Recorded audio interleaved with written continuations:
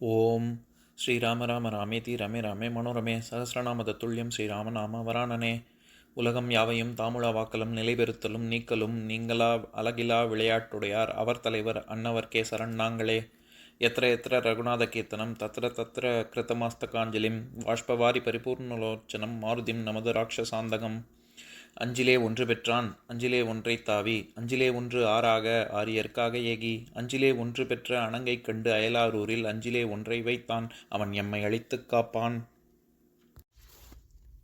இன்னைக்கு நம்ம கம்பராமாயணத்துல பாலகாண்டத்துல நகரப்படலத்துல 60வது பாட்டு பார்க்க போறோம். அதிர்கழல் ஒலிப்பன அயில் இமைப்பன கதிர்மணி அணி வெயில் கால்வ மான்மதம் முதிர்வு உறக் கமழ்வன முத்தம் மின்னுவ மதுகரம் இசைப்பன மைந்தர் ஈட்டமோ. இதான் பாட்டு. இப்ப பதம் பிரிச்சு பொருள் பார்க்கலாம். அதிர்கழல் ஒலிப்பன, அந்நகரத்திலே அதிர்கின்ற வீரக்கழல்களின் ஒலி ஆர்ப்பரித்து ஒலிப்பனவாக. இந்த இடத்துல கழல் அப்படின்னா வீரக்கழல்களை குறிக்கும். அதாவது அந்த காலத்துல ராஜாக்கள் வீரர்களுக்கு அவங்களுடைய வீரத்தை கௌரவிக்கும் விதமாக கால் அணியக்கூடிய கழல்களை கொடுப்பாங்க. இப்ப இந்த காலத்துல சோல்ஜர்ஸ்க்குலாம் மெடல் ஆஃப் ஆனர்லாம் கொடுக்குறாங்கல்ல, அந்த மாதிரி. அதனாலதான் அவர் அதிரக்கூடிய கழல் அப்படிங்கிறதுனால எப்பேற்பட்ட ஒலியை எழுப்புகிறது அப்படின்னா அதிர்கழல் ஒலிப்பன அப்படின்னு சொல்றாருல. அயில் இமைப்பன அப்படின்னா வேல் முதலிய படைக்கலங்கள் ஒளிர்வனவாக. இந்த இடத்துல ஏற்கனவே சொல்லியிருக்கேன் நான், அயில் அப்படிங்கிறது முருகன் கையில் இருக்கக்கூடிய அயில் வேல் கூர்மையை குறிக்கும், வேலை குறிக்கும், இரும்பை குறிக்கும். இந்த மாதிரி நிறைய அர்த்தம் இருக்கு. இந்த இடத்துல வேலுங்கிற அர்த்தத்துல வருது. எப்பேற்பட்ட படைக்கலங்கள் அப்படின்னா அவங்க ரொம்ப ஒளி வீசக்கூடியது. இமைத்தல் அப்படின்னா நம்ம ரொம்ப ஒளி வீசுச்சுன்னா நமக்கு அப்படி கண்ணை கூசுது இல்லை, நம்ம அப்படி கண்ணை அப்படி சிமிட்டுறோம்ல, அதனாலதான் இமைத்தலுக்கு ஒளி வீசுதல்னு ஒரு அர்த்தம் இருக்கு. கதிர்மணி அணி வெயில் கால்வ, ஒளிமிக்க மணிகளால் ஆன அணிகலன்கள் எங்கும் ஒளி வீசுபவையாக.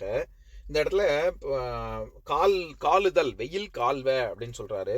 காலுதல் அப்படின்னா வெளிப்படுதல்னு அர்த்தம். அதாவது பாம்போட விஷம் நம்ம உடம்புல ஏறி நமக்கு அப்படி நுர ததும்ப வருது இல்லை, வாயிலேருந்து நுர வருது இல்லை, அந்த மாதிரி வெளிப்படுறது அப்படிங்கிற ஒரு காலுதல்னா அதுக்கு அந்த ஒரு அர்த்தம் இருக்கு. இதை தவிர கக்கிறது, அதான் அந்த விஷம் கக்கிறது, அல்லது நம்ம ஏதாவது வாந்தி எடுக்கிறது, இந்த மாதிரி அர்த்தமும் இருக்கு.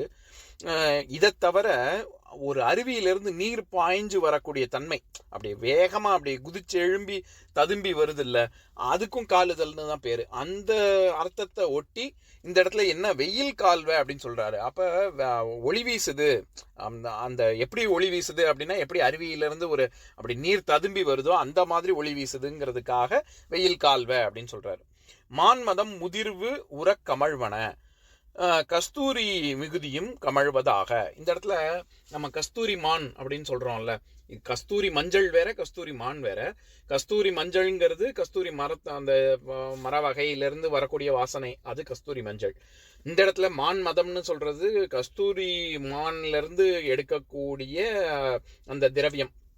அதாவது நம்ம இப்ப மஸ்க்னு சொல்றோம்ல, அந்த பெர்ஃப்யூம்ஸ்ல எல்லாம் மஸ்க்னு சொல்றோமே, அந்த மஸ்க் எதுல இருந்து வருது? டியர், மஸ்க் டியர்ல இருந்தானே. அந்த மஸ்க் டியர் தான் கஸ்தூரிமான். அந்த காலத்துல எப்படி இப்போ சிந்தட்டிக்கா லேப்ல தயாரிச்சு அந்த அந்த பெர்ஃப்யூம் வருது. ஆனா அந்த காலத்துல அந்த கஸ்தூரி எப்படி மான்ல இருந்து எப்படி எடுப்பாங்கன்னா, அந்த மானை கொன்னு அந்த மானுடைய நாபியிலிருந்து, அதாவது அடிப்பகுதியில அந்த சுரப்பி இருக்கு, அந்த சுரப்பியை வெட்டி இதுல வெயில்ல காய வச்சு அதை பொடியாக்கி அதுக்கப்புறம் கொடுப்பாங்க. அது அந்த பொடியாக்கி இல்லை, அதாவது என்ன சொல்றது, அதை வெயில்ல காய வச்சு அதை இந்த எத்தனால் அந்த மாதிரி விஷயங்கள்ல அதை ஊற வச்சும் கொடுப்பாங்க.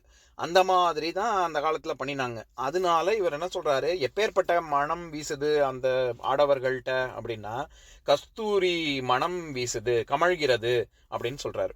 இதுல மான்மதம் முதிர்வு, எப்பேற்பட்ட மான்மதம்னா முதிர்வு அடைந்த, நம்ம சீசன்டு வுட்னு சொல்றோம்ல, அந்த மாதிரி அது நல்லா பதம் செய்யப்பட்ட கஸ்தூரி மான்ல இருந்து எப்பேற்பட்ட வாசனையா இருக்குமோ அந்த அளவுக்கு மனம் வீசுது அப்படிங்கிறதுனால மான்மதம் முதிர்வு உறக்கமழ்வன. அது வெறும்ன கமழ்வனன்னு சொல்லல, உறக்கமழ்வன அப்படின்னு சொல்றாரு. ரொம்ப மிகுதியாக மனம் வீசுது அப்படின்னு நான் ஏற்கனவே சொல்லியிருக்கேன். அதாவது சால உரு தவ நனி கூர் கழி மிகல் அப்படின்னு நன்னூல் நூற்பா இருக்கு. இதை சம்பந்தமா நான் வேற ஒரு சும்மா சின்ன வீடியோவும் போட்டிருக்கேன். இது எல்லாமே மிகுதியை குறிக்கும். அதாவது பாரதியாரோட சுயசரிதையில் ஒரு ஒரு ஒன்று சொல்லியிருப்பாரு, அதை படிக்கிறேன் கேளுங்க. வசிஷ்டருக்கும் ராமருக்கும் பின்னொரு வள்ளுவருக்கும் முன் வாய்த்திட்ட மாதர் போல் பசித்து 1000 ஆண்டு தவம் செய்து பார்க்கினும் பெறல் சால அரிது காண் அப்படின்னு. அதாவது வசிஷ்டருக்கு ராமருக்கு வள்ளுவருக்கெல்லாம் வாய்த்த மனைவி மாதிரிலாம் வாய்க்காது, 1000 தவம் இருந்து பார்த்தா கூட அதெல்லாம் நடக்காது அப்படிங்கிறதுக்கு சால அரிது, ரொம்ப ரொம்ப கஷ்டம் அப்படின்னு சொல்ற இடத்துல சால அப்படிங்கிறது மிகுதியை குறிக்கும். அதே மாதிரி தவப்பெரியோன் தவப்புதல்வன் அப்படின்னு சொல்ற இடத்துல ரொம்ப மிகுந்த நற்குணங்கள், பெரியவர்களுள் மிகுதியான நற்குணங்கள் கொண்டவர்களை தவப்பெரியோன் அப்படின்னு சொல்லுவோம். அந்த இடத்துல தவ அப்படிங்கிற சொல்லும் மிகுதியை குறிக்கும். அதே மாதிரி நனி நன்று அப்படின்னு சொன்னா அந்த இடத்துல ரொம்ப ரொம்ப பிரமாதமா இருக்கு அப்படின்னு அர்த்தம். கூர் கடல், கூர் குழல் இதெல்லாம் மிகுதியை குறிக்கும். கழி, அதாவது கழி நெடிலடி ஆசிரியப்பா அப்படிங்கிறது ரொம்ப நீண்ட நெடிய அடிகளை கொண்டுள்ள ஆசிரியப்பா, பா வகையை சேர்ந்தது. அதனால் அந்த இடத்துல கழி அப்படிங்கிறது ரொம்ப மிகுதியை குறிக்கும். இதை தவிர உரு அப்படிங்கிற சொல், அதாவது உரு துணையாக இருக்கேன், நான் உனக்கு உரு துணையாக இருக்கேன்னா ரொம்ப மிகுந்த துணையாக இருப்பேன் அப்படின்றது தான் அந்த உரு துணை. அதே மாதிரி இந்த இடத்துல உரக்கமழ்வன அப்படின்னு வர்றது மிகுதி. இந்த இடத்துல உரங்கிற சொல் மிகுதியை குறிக்குது. முத்தம் மின்னுவ, முத்தம்னா இந்த இடத்துல முத்துக்களை சொல்றாரு. அணிகலன்களில் அமைந்த முத்துக்கள் மின்னல் போல் ஒளி வீசுகின்றன. ஆடவர்கள் அவர்கள் அணிந்துள்ள முத்துக்கள் அது ரொம்ப ஒளி வீசுது அப்படின்னு. அப்புறம் மதுகரம் இசைப்பன. கர் அப்படின்னாலே சம்ஸ்கிருதத்துல செய்யறதுன்னு அர்த்தம். அதனாலதான் செய்யக்கூடிய நம்மளுடைய கைகளுக்கு கரம்னு பேரு. இந்த இடத்துல தேனை செய்வது, மதுனா தேன், தேனை செய்வதனால் தேனீக்கள் வண்டுக்களுக்கு மதுகரம்னு பேரு. அது வண்டுகள் பண்பாடு பவன மைந்தர் ஈட்டமே, இவ்வாறாக ஆடவர் கூட்டம் விளங்கியது அப்படின்னு சொல்றாரு. இப்ப நம்ம இந்த பாட்டுல இருக்கக்கூடிய நயங்களை பார்க்கலாம். இப்ப இதை எப்படி கொண்டு கூட்டி படிக்கணும்னா, மைந்தர் ஈட்டம் கடல் ஒலிக்க அயில் இமைக்க வெயில் கால கமழ்வனவாக முத்தம் மின்ன மதுகரம் இசைக்க இப்படி இழுத்தன, அதாவது இந்த மாதிரி நிகழ்கிறது அப்படின்னு கொண்டு கூட்டி. இப்ப நம்ம பார்த்துக்கிட்டு வர்ற பாடல்கள், அந்த 13 பாடல்கள் சொன்னேன்ல, அந்த அயோத்தி நகர்ல இருக்கக்கூடிய ஆடவர்கள் பெண்கள் எல்லாம் எவ்வளவு மகிழ்ச்சியாக இருக்காங்க அப்படிங்கிறத வர்ணிக்கிற பாட்டு தான் இது. இப்ப இந்த பாட்டுல அவர் என்ன சொல்ல வர்றாரு, இதுக்கும் ஆடவர்களுடைய மகிழ்ச்சிக்கும் என்ன சம்பந்தம் அப்படின்னு கேட்டா, அதிர்கழல் ஒலிப்பன, கடல் ரொம்ப வீரக்கழல்களின் ஓசை ரொம்ப மிகுதியாக கேட்கிறது அப்படின்னா என்ன அர்த்தம், அவங்க ரொம்ப ஒரு இடத்துல இல்லாம அவங்க குறுகிய நெடுக்கும் போயிட்டு இருக்காங்க, ரொம்ப வேலை பார்த்துக்கிட்டு இருக்காங்க, அவங்க ரொம்ப வேலை ஜாஸ்தியாக செய்கிறார்கள், அதனாலதான் அந்த ஆரவார சத்தம் கேட்குது அப்படின்றது. குறுக்கியும் நெடுக்கியும் போறாங்க அப்படின்னா, அதாவது ரொம்ப துருதுருன்னு இருக்காங்க, சுறுசுறுப்பா இருக்காங்க, ஒரு இடத்துல சும்மா எனக்கு என்னன்னு உட்காரல, அவங்க ரொம்ப நிறைய வேலை செய்யறாங்க அப்படின்ற அர்த்தத்துல வருது. முதல் விஷயம். அயில் இமைப்பன, சரி அப்படி போறாங்க அப்படின்னா பாதுகாப்பு இருக்கா அப்படின்னா ரொம்ப பிரமாதமான பாதுகாப்பு இருக்கு, வேல் போன்ற படைக்கலன்கள் ஒளி வீசுது அப்படின்னு சொல்றாரு. அப்போ அந்த ஆடவர்களுக்கு மத்தியில எப்படி இருக்கு, அவங்க சரி வேலோட பயமுறுத்துற மாதிரியா இருக்காங்க, இல்ல அவங்க பாக்குறதுக்கு ரொம்ப லட்சணமா இருக்காங்க. கதிர் மணி அணி வெயில் கால்வ அப்படின்னா அவங்க ரொம்ப அவங்களுடைய அணிகலன்கள்ல இருந்து ஒளி வீசுது, அதனால அவர்கள் பார்ப்பதற்கு பயமாக இல்லை, அவர்கள் ரொம்ப எல்லாருக்கும் அவங்க மகிழ்ச்சி மட்டும் இல்ல, அவங்க பிறரிடத்திலும் அவர்கள் மகிழ்ச்சியை தருகிறார்கள் அப்படின்ற பொருள். மான் மதம் முதிர்வு உர கமழ்வனன்ற இடத்துல சரி அப்ப மகிழ்ச்சி கொடுக்குறாங்கன்னா அப்ப அது மட்டும் இல்ல, எப்பவுமே மனம் வீசக்கூடிய தன்மை கொண்டவர்களாகவும் இருக்கிறார்கள். முத்தம் மின்னுவ, முத்துக்கள் மின்னுது. இதுல இன்னொரு விஷயம், மின்னுதல், இப்ப ஒளி வீசுதுங்கிறதுக்கே எத்தனை விதமா அவர் வார்த்தை சொல்றாரு பாருங்க.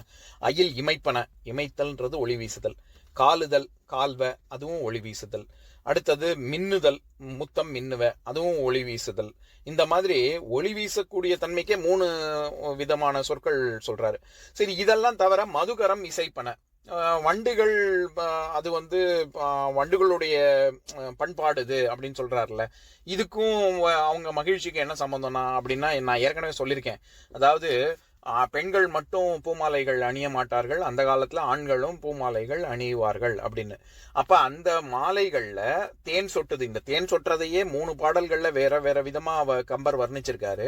இந்த இடத்துல என்ன சொல்றாரு, அந்த பூமாலைகள் தேன் சொட்டுது, அந்த தேனுக்காக வண்டுகள் சுற்றி சுற்றி வருது அப்படின்னு. அப்போ எப்போ ஒரு பூமாலையிலேருந்து தேன் சொட்டி வண்டு வர்ற அளவுக்கு எப்போ தேன் சொட்டும் அப்படின்னு கேட்டால் அது வாடாமல் இருந்தால் தான் சொட்டும். எப்போ வாடாமல் இருக்கும் அப்படின்னா அவர்கள் மனதளவுலையும் சரி உடல் அளவுலையும் சரி அந்த வேர்க்கக்கூடிய தன்மை, பயமோ அந்த மாதிரிலாம் எதுவும் இல்லாமல் மகிழ்ச்சியாக இருந்தாங்கன்னா அவங்க அணிஞ்சிருக்கிற பூ மாலை வாடவே வாடாது. அதனால இதெல்லாம் அவர் குறிப்பால் சொல்றாரு. அதனால ஆடவர்கள் மகிழ்ச்சியாக இருக்கிறார்கள் அப்படின்னு. இந்த இடத்துல மைந்தர் ஈட்டமோன்னு சொல்றாரு. நான் ஏற்கனவே சொல்லியிருக்கேன், மைந்தன்னா வெறும் மகன்னு மட்டும் அர்த்தம் கிடையாது, வாலிபர்களையும் குறிக்கும். ஏன்னா மைந்துன்னா வலிமைன்னு ஒரு பொருள் இருக்கு. அதனால இந்த இடத்துல அந்த வாலிபர்கள் வலிமை பொருந்தியவர்களாகவும் இருக்கிறார்கள், இப்பேற்பட்ட தன்மை கொண்டுள்ளவர்களாக மகிழ்ச்சியாக இருக்கிறார்கள் அப்படின்னு சொல்றாரு. இதுல ஈட்டம், மைந்தர் ஈட்டமோ அப்படின்ற சொல்லுக்கு, ஈட்டம்னா நம்ம சம்பாதிக்கிறது, ஈட்டுறது அப்படின்னு சொல்றோம்ல, பைசா ஈட்டுறது, அது சம்பாதிக்கிறதுன்னு ஒரு அர்த்தம். இதை தவிர கூட்டம் அப்படின்னு ஒரு அர்த்தம் இருக்கு. தேவார பாடல்ல இது திருநாவுக்கரசருடைய ஒரு பாட்டு, அதை படிக்கிறேன் கேளுங்க. உண்ணா அருணஞ்சு உண்டான் தான் கான், ஊழித்தி அண்ணான் கான், உகப்பார் காண பன்னார பல்லியம் பாடினான் கான், பயின்ற நான் வேதத்தின் பண்பினான் கான், அண்ணாமலையான் கான், அடியார் ஈட்டம் அடியினைகள் தொழுது ஏத்து அருளுவான் கான், கண்ணார காண்பார்க்கு ஓர் காட்சியான் கான், காலத்தியான் அவன் என் கண்ணுளானே. இதுதான் பாட்டு. இப்ப இதுல என்ன சொல்லியிருப்பாருன்னா, உண்ணா அருணெஞ்சு உண்டான் தான் கான், ஆலகால விஷத்தை உண்டவனை பார், ஊழித்தீ அண்ணான் கான், ஊழிக்காலத்தில் ஏற்படும் கொழுந்து விட்டு எரியும் தீ எப்பேற்பட்டதோ அப்பேற்பட்டவனை பார், உகப்பார் காண பன்னார பல்லியம் பாடினான் கான், பல பேரும் ரசிக்கும்படியாக உவக்கும்படியாக பண்களை பலவாரமாக பாடி ஆடுபவனை பார், பயின்ற நான் வேதத்தின் பண்பினான் கான், வேதங்கள் எவனை பிரம்மம் என்று சொல்கிறதோ, எந்த பண்புகளை விவரிக்கிறதோ அவனை பார், அண்ணாமலையான் கான், அண்ணானாலே நெருப்புன்னு அர்த்தம், அண்ணாமலையான் அதனாலதான் அண்ணாமலை அப்படின்னு சொல்றாங்க. அப்படின்னா நெருப்பு ஜுவாலையாக இருக்கக்கூடிய ஒருவன் அப்படின்னு அர்த்தம்.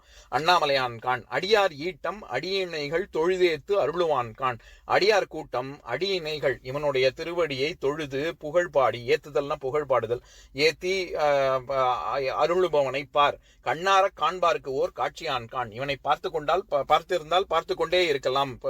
நமக்கு அவனோட அப்படியே கரைஞ்சு போயிடுவோம்.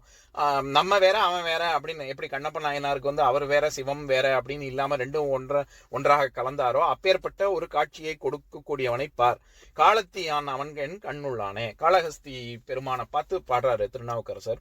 காளஹஸ்தியான் அவன் என் கண்ணுள்ளானே, நான் அவனை எப்பவுமே பார்த்துக்கிட்டே இருக்கேன், என் கண்ணிலே தான் இருக்கான் அவன் அப்படின்னு சொல்ற இடத்துல எதுக்கு இந்த பாட்டை சொல்றேன், அடியார் ஈட்டம் அடியினைகள் தொழுதேத்து அருளுவான் கான் அப்படிங்கிற இடத்துல அடியார் ஈட்டம் அப்படின்னா கூட்டம்னு அர்த்தம். அதனால இந்த இடத்துல மைந்தர் கூட்டம், ஈட்டமோ அப்படின்னா ஆடவர்கள் வாலிபர்களின் கூட்டம் அப்படின்னு வருது. இப்ப நான் பாட்டை இன்னொரு தடவை படிக்கிறேன் கேளுங்க. அதிர்கடல் ஒலிப்பன அயில் இமைப்பன, கதிர்மணி அணி வெயில் கால்வ, மான்மதம் முதிர்வு உற கமழ்வன, முத்தம் மின்னுவ மதுகரம் இசைப்பன மைந்தர் ஈட்டமோ. இன்னொரு நாள் இன்னொரு பாட்டு பார்க்கலாம். ஓம் शान्ताकारं भुजगशयनं पद्मनाभं सुरेशं, विश्वाधारं गगनसदृशं मेघवर्णं शुभाङ्गं, लक्ष्मीकान्तं कमलनयनं योगिहृद्यानगम्यं, वन्दे विष्णुं भवभयहरं सर्वलोकैकनाथम्. உம்பரோடு இம்பர்காரும் உலகம் ஓர் ஏழும் ஏழும் எம்பெருமான் என்று ஏத்தி இறைஞ்சி நின்று ஏவல் செய்ய, தம்பியரோடும் தானும் தருமமும் தரணி காத்தான், அம்பரத்து அனந்தர் நீங்கி அயோத்தியில் வந்த வள்ளல். ஓம் பூர்ணமதః பூர்ணமிதம் பூர்ணாத் பூர்ணமுதஸ்யதே பூர்ணஸ்ய பூர்ணமாதாய பூர்ணமேவாவசிஷ்யதே. ஓம் சாந்தி சாந்தி சாந்திः. ஓம் சர்வேஷாம் ஸ்வஸ்திர்பவது, சர்வேஷாம் சாந்திர்பவது, சர்வேஷாம் பூர்ணம் பவது, சர்வேஷாம் மங்களம் பவது. ஓம் சாந்தி சாந்தி சாந்திः. ஓம் சர்வே பவந்து சுகினः, सर्वे सन्तु निरामयाः, सर्वे भद्राणि पश्यन्तु, मा कश्चित् दुःखभाग् भवेत्. ओम शांति शांति शांति।